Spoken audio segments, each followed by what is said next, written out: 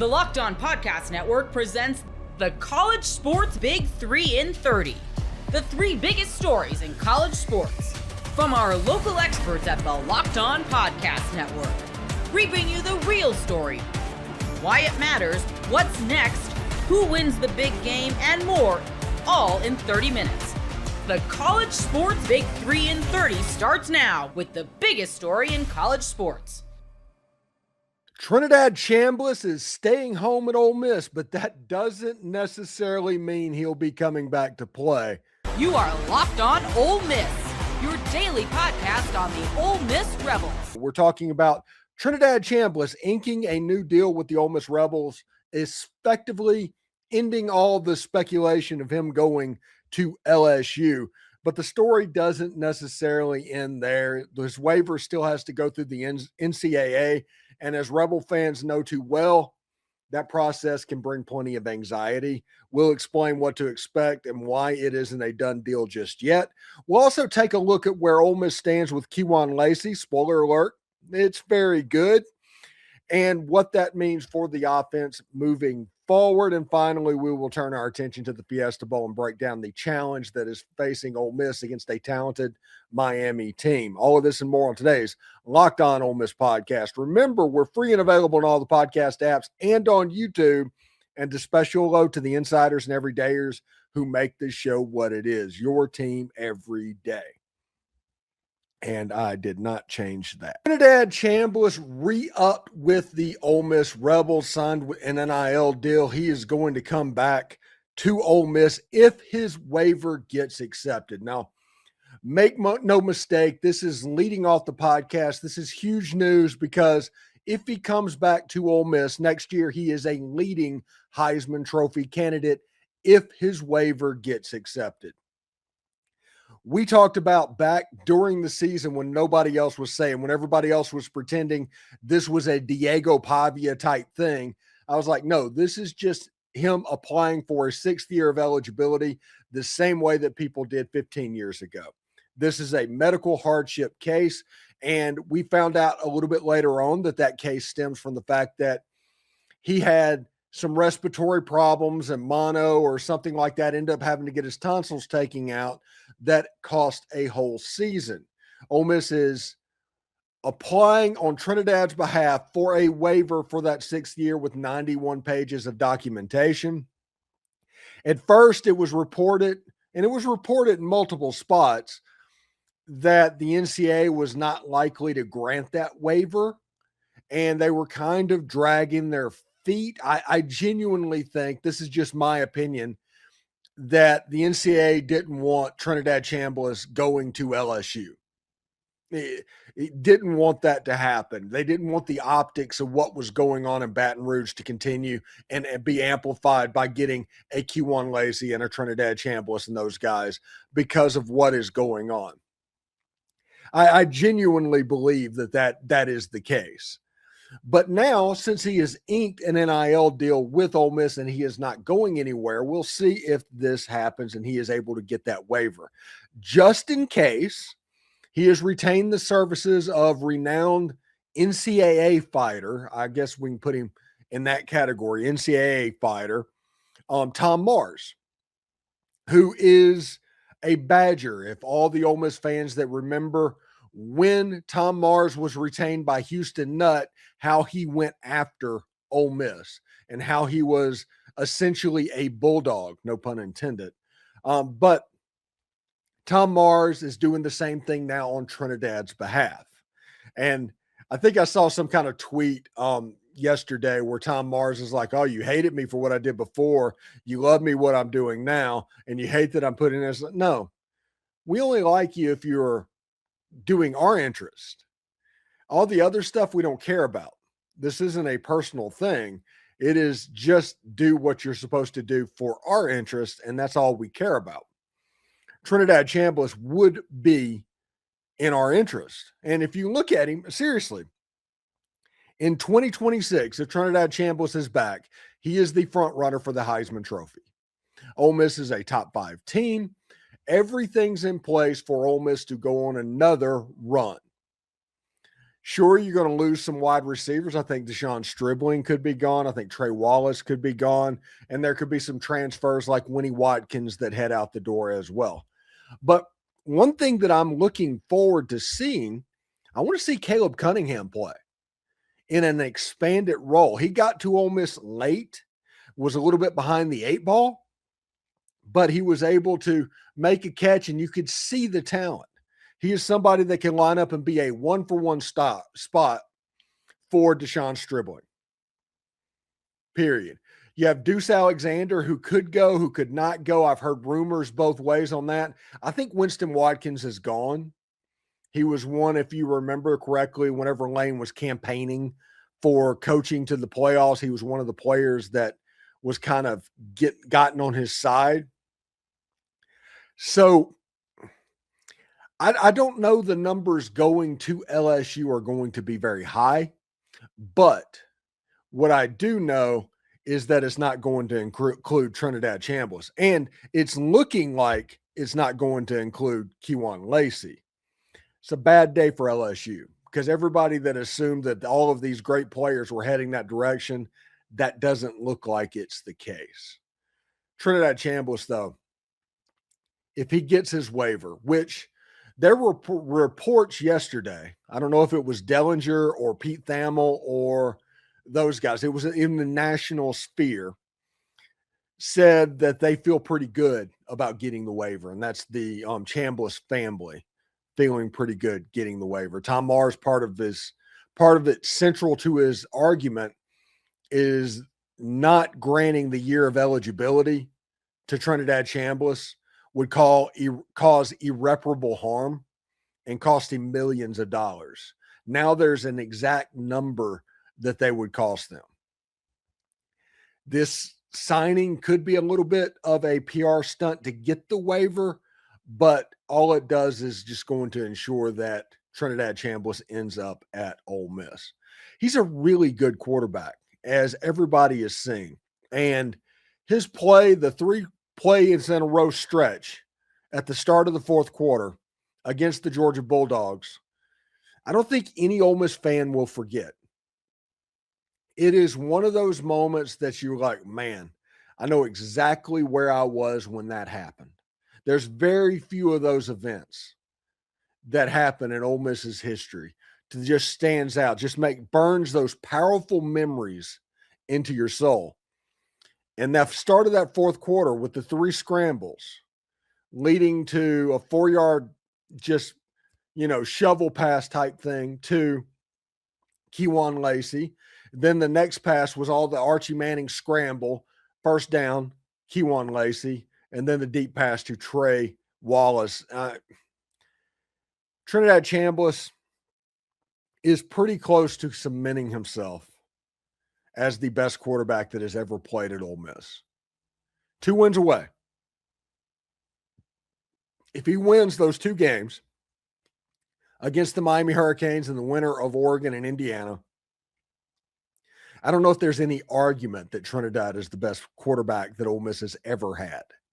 Ever had. I'm not saying he's the best NFL scout. I'm not saying he's the best runner. He's the best quarterback. A position currently held by Eli Manning, by the way. But Trinidad taking care of things. If he can get the win against the Miami Hurricanes, first of all, if he gets the win against the Miami Hurricanes, I'm likely heading down to Miami for the national championship game, working through my parent company to get a media credential for the game, have backups in place. I will find a way to catch the bullet train and get down to Miami. But Ole Miss needs to take care of business Thursday night first. It's going to be a very, very big deal if Ole Miss can pull off what we all assume that they can pull off. If we're going to be real about it, what they can pull off. So we'll see how it looks. That's a nasty defensive line that Trinidad is going to go up against in this Miami game. That front 7 for Miami is real. And just like I said back in August, Ole Miss will go as far as the front 7 will take them. That is absolutely the case in this game. Mark Fletcher is going to be a major key to see what could happen. NFL Sundays move fast, one big play, and suddenly everything feels different. That's what makes live betting with FanDuel so exciting. You're not just watching the game, you're reacting to it in real time. With FanDuel, you can place bets as the action unfolds, every drive, every momentum swing, every highlight moment. You can bet next touchdown scores, drive results, totals, and more. It keeps you locked into every snap, every drive, every possibility. So if you want to be right in the middle of the action this season, visit FanDuel.com and place your NFL live bets all season long. FanDuel, the game moves fast, and so can you.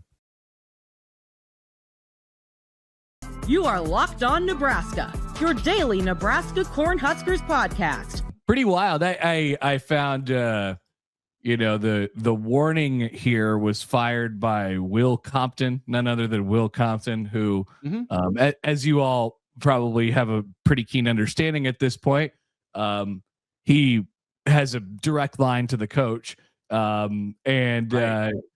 The wording that he used, like Matt Rule dropped a little rant on Will or something. Yeah, the wording that he used was Kenny Minchey just bleeped Nebraska, a word that starts with an F. He committed, was supposed to visit tomorrow. Agent had paperwork, said he was signing. Kentucky hit him with a blank check. Lack of honor and spine led him to switch before signing the contract, and the agent complied. There you go. So that feels like it's that feels like it's Nebraska's point of view at this moment. Yeah, I think Nebraska is not happy about what happened with Kenny Minchey. We'll talk about that in a minute. The reasons why Nebraska is not happy and what it can do, what it will do in this situation. But first, as promised, our portal headlines, as we will do every show now through the end of next week. Kenny Minchey is gone. Nebraska is without a quarterback commit in this portal class as of this moment here as we record this on Tuesday morning. Owen Chambliss, the linebacker who was a key piece of the San Diego State defense for Rob Orich, is in as a commitment to Nebraska on Monday. And so is Brendan Black, an offensive guard, 3-year starter at Iowa State. So Nebraska loses one commitment, its first commitment, a big one, the quarterback that stands above all else, and it gains 2 commitments. And then to the portal, Willis McGahee IV, who was a important piece as a freshman for Nebraska, a true freshman who showed great promise in 2024 and then fell off a bit in 2025. Did not have the kind of beginning to the season, did not have really the training camp that Nebraska was expecting from him, and he ended up playing in fewer than 5 games, so a red shirt taken by Willis McGahee IV, which then led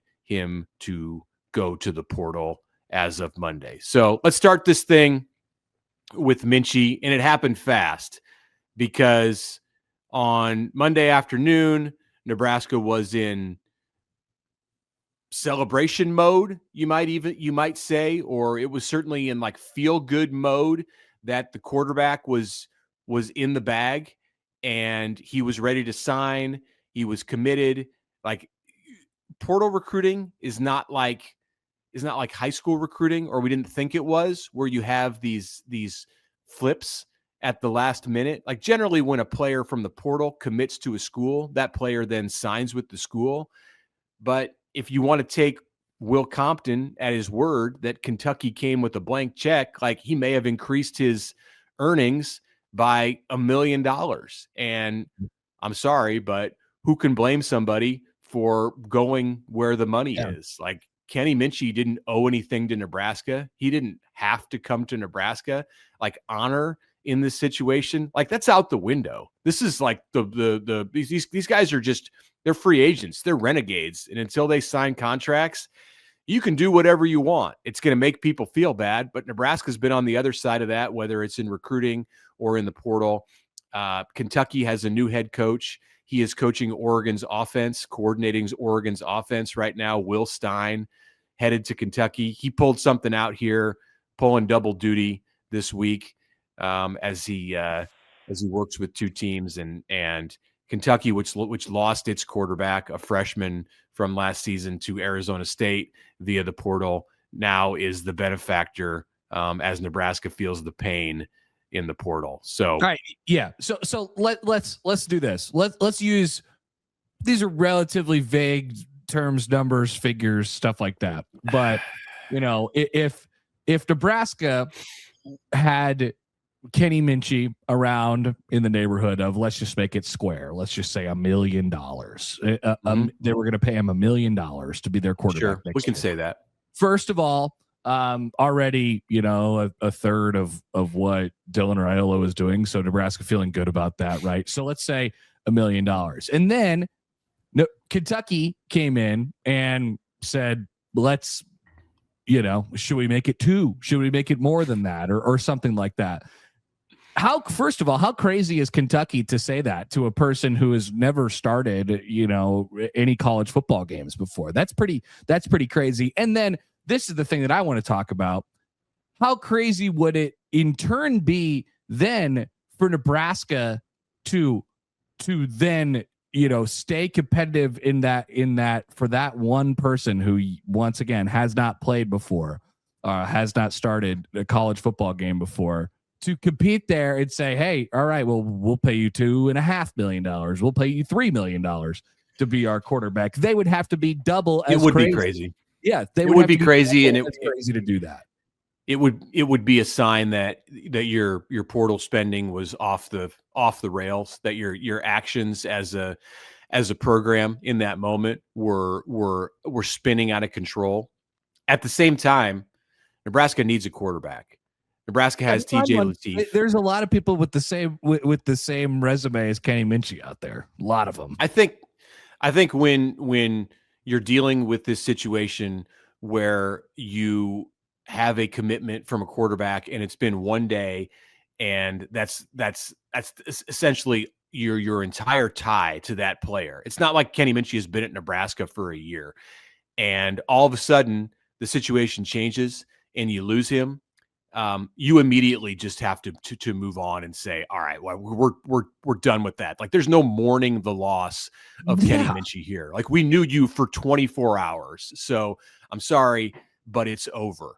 And Nebraska is now in a more desperate position. Like, we've heard from Matt Rule through the whole process of paying players and NIL and rev share that the desperate team sets the market. Well, Kentucky was a desperate team in this situation, because Cutter Boley, who threw for 2,160 yards and 15 touchdowns as a freshman for the Wildcats in 2025, went out the door when Mark Stoops was fired at Kentucky. And as I mentioned, he landed at Arizona State. So Kentucky was more desperate than Nebraska, apparently, in this spot, and was willing to pay Kenny Minchey, the quarterback who's never started a game in his 3 years at Notre Dame, more money than what Nebraska was willing to pay him. So where does Nebraska go from here? Because that's what matters in this situation. It's not crying over the loss of Minchey. Like, you get to get over that. Like, it's a new day. It's Tuesday, and Nebraska's moving forward. And maybe Nebraska gets a quarterback today on Tuesday. Like, if this thing starts to drag and you go into next week and you're still without a QB as you're putting together the portal class, and the closing of the portal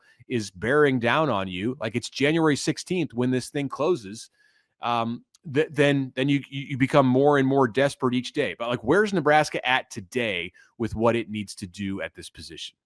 I would say square one. I would say, you're considering how quickly the Minchey thing came together, and how it was, those two sides were obviously tied right off the bat when the portal opened. It felt like maybe that was the direction Nebraska had planned on heading for some time. Yeah, it might have taken a couple weeks for that to come together, and therefore was not was not experiencing other things on this great ride that we call the quarterback carousel. So back to square one, I think, where there are a lot of options. I don't think it's anything to panic over. It is a difficult loss in that sense, and you were kind of, at least thinking about the season and thinking about other players that you were going to add with him in the fold. And I think they think obviously he's a talented player, but they'll end up with some of the names that you've heard.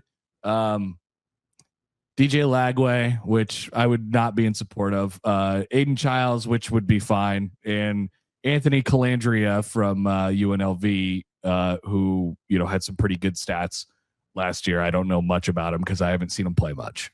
Those are early names that came out in a report on Husker Online on Monday night. I think there'll be some other names that pop in this search to replace Kenny Minchey or whatever. Just like cut Kenny Minchey's name out of the whole thing. This search for Nebraska to find a quarterback in the 2026 portal. It might happen. It could happen very fast, or Nebraska needs to find somebody by the end of this week, and it needs to get done. And Nebraska now is likely going to have to pay more. The three quarterbacks that you just mentioned, they all have starting experience. Calandria was, if I'm not mistaken, the Mountain West Offensive Player of the Year this season at UNLV. So if you're going to go out and get a starter with experience under his belt, you're probably going to have to pay more than what Nebraska wanted to do for a quarterback in this spot. Maybe that changes what you have to do in going to get a third quarterback, because that's always been the plan, to have three quarterbacks on scholarship going into the moving forward after January 20th. So it's a curveball, no doubt. NFL Sundays move fast, one big play, and suddenly everything feels different. That's what makes live betting with FanDuel so exciting. You're not just watching the game, you're reacting to it in real time. With FanDuel, you can place bets as the action unfolds, every drive, every momentum swing, every highlight moment. You can bet next touchdown scores, drive results, totals, and more. It keeps you locked into every snap, every drive, every possibility. So if you want to be right in the middle of the action this season, visit FanDuel.com and place your NFL live bets all season long. FanDuel, the game moves fast, and so can you. When Miami beat Ohio State, the win came with the price tag of a couple of concerning-looking injuries on defense. You are Locked On Canes, your daily podcast on the Miami Hurricanes. Miami is 48 hours away from playing in a college football playoff national semifinal game. You are one win away if you can get it. Ole Miss is very tough, but if you can get another win, you'll be essentially hosting a national championship game, right? Miami just pulled off their biggest win in over 20 years, and an even bigger game is coming up in 2 days. And yet, some Miami fans are freaking out about the transfer portal. How come we haven't gotten our quarterback yet? Let me talk you off the ledge on this episode. Meanwhile, Ole Miss providing bulletin board material. Hope Ruben Bain has his notebook out. But first, really good news on the injury report, because, as mentioned, Miami comes off a really physical win against Ohio State. And, Miami is playing the most physical football in the entire country right now. You saw the way that they were able to stifle Ohio State's offense. Miami was winning at the point of attack. They were hitting really hard. You had to go up against the best wide receiver tandem in the country. And you came out of that game with some banged up players, including one of your starting cornerbacks, O.J. Frederick, who has been crucial to Miami for the last 2 years. He's one of your top coverage guys. He's very physical. Like, you're really going to want to have O.J. Frederick in a matchup like this when you go up against guys like Trey Wallace, Dejon Stribling, Deuce Alexander, and, of course, a quarterback that can extend plays to get the football out to these guys, and Trinidad Chambliss, because the longer you extend plays, the harder it is to stay in coverage. So you want to have the services of one of your starting corners, and you want to be able to have that full rotation where Ethan O'Connor is playing really well, but you want to have, OJ and Ethan and Xavier Lucas and company being able to all be out there healthy for a matchup against one of the top passing attacks in the country. Well, really good news, because Miami and Ole Miss, they released their first injury report on Monday night heading into this Fiesta Bowl on Thursday. And for Miami, O.J. Frederick gets the probable designation. Hallelujah. Hallelujah. Now, probable is not quite as good as, not being listed. Unlisted means you're healthy, but, considering, the body language when OJ, picked up his injury late in that Ohio State game, that looked like something we were all collectively holding our breath. Like, man, that looks serious. We may not see him for a while. For him being listed probable is usually, it means 75 to 95% you're more than likely going to play.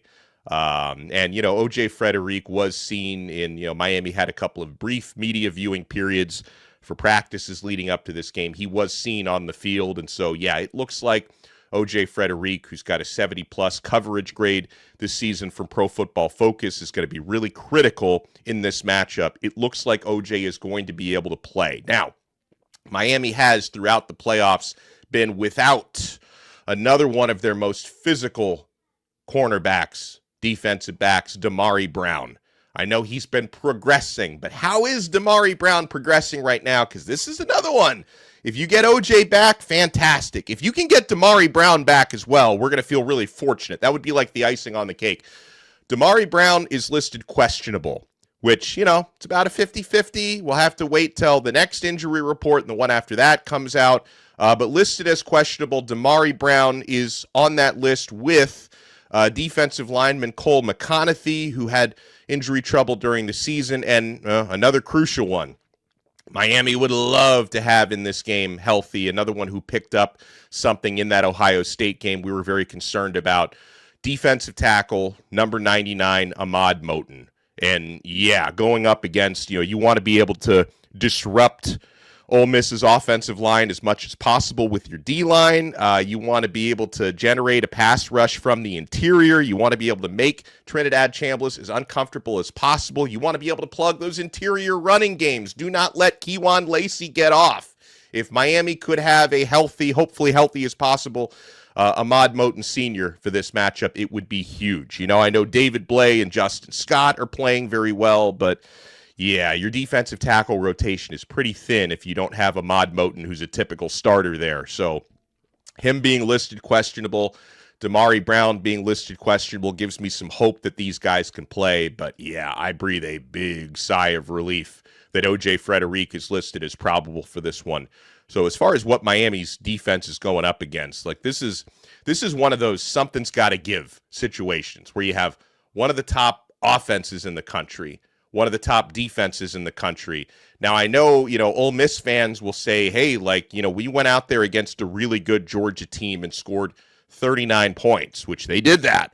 And, even in the matchup in the regular season that they lost against Georgia, I think they put up over 30 points in the L to Georgia. That's a really good defense. I think Miami's defense is on another level, especially when it comes to the defensive line. Miami has the most disruptive defensive line in the country, so I don't think this is going to be quite the same. But, again, Ole Miss's offense has basically proven throughout the year they can score against anybody, right? Does that anybody include Miami? We're going to find out. You're talking about the number 10 scoring offense in America at 37.6 points per game.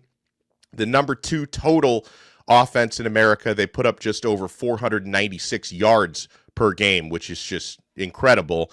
And then for Miami's defense, Miami has the 4th-ranked scoring D in the country. Hurricanes allow just 13 points per game. So you want to keep that number closer to 13 than to the 37 that Ole Miss usually scores. You want to keep that number probably somewhere in the middle of that. And Miami has the number 10 total defense in the country. The Hurricanes give up just over 285 yards per game, which is sensational. And, Miami, again, they've had success, a lot of success throughout the season in, keeping mobile quarterbacks in check.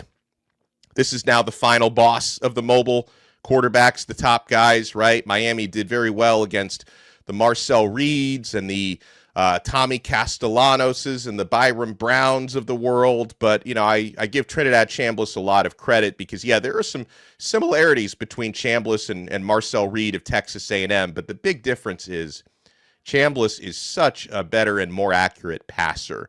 So when he can extend plays, he's so much more dangerous in finding receivers downfield because Reed is not all that accurate. Miami was able to adapt well to Marcel Reed. He was finding some running lanes and hurting Miami with his legs early in the game.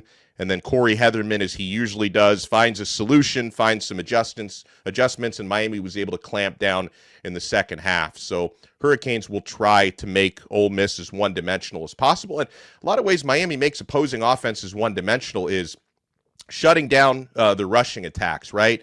Shutting down Ohio State's, shutting down Texas A&M's rushing attack. This is a really interesting challenge coming up because Kewan Lacey has almost 1,500 rushing yards and like 1,000 touchdowns this year. So this is going to be a great challenge for Miami, who's got, one of the top 5 rushing defenses in the country to try to keep that trend up against this opponent.